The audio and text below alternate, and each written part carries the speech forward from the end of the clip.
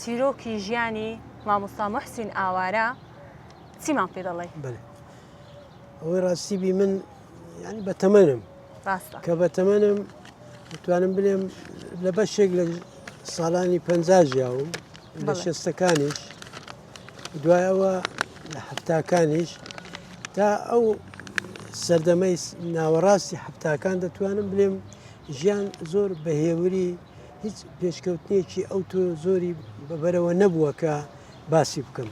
ئێمە نەوەی ئەو سەردەم بەڕاستی ژیانمان بە دوو شێوە بووە.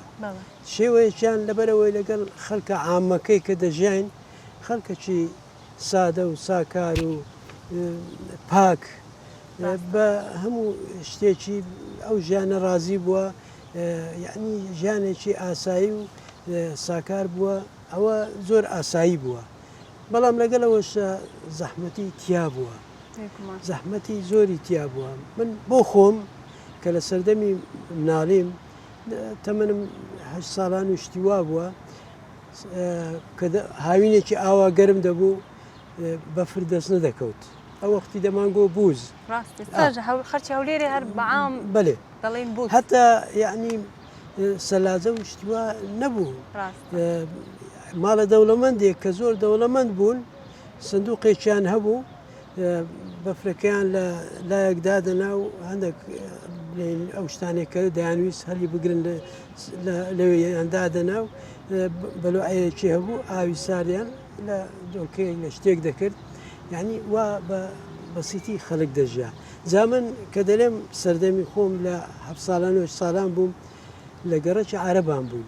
ئەو گەڕەکە هەموو کۆڵانی تەسک و تروسک و ئەوە با بڵێن وەکو شتا هەلە جوونیەکە باوکم بۆربەرینێکی بۆ کڕی بووم. بۆربەرین ینی شتێکی عربانەیەکی کچکەی لەسەر ئەو تەقەتەقی دەهات دەبایە بەیانیە سعات 5 بەیانی بچم لە بن قەڵاتێ کابراایەکە بوو ناوی عادێ بوو بەفری دەفرۆشت لەوێ نیو قالب بەفر بێنم کە دەگەڕامەوە دەیگۆجە بڕۆ لە فڕنی نانی بینە دەچوم نانم دەینا کە دەگەڕامەوە جارە دەیگۆ بڕۆ مریەمە عارەبێک کە بوو گامێشیان هەبوو لەوێ ماست و شیر و ئەشتە سەد لە چاندا دەستم دەچوم لەوێندە لە شیر و ماست و شتانم دەیناوە.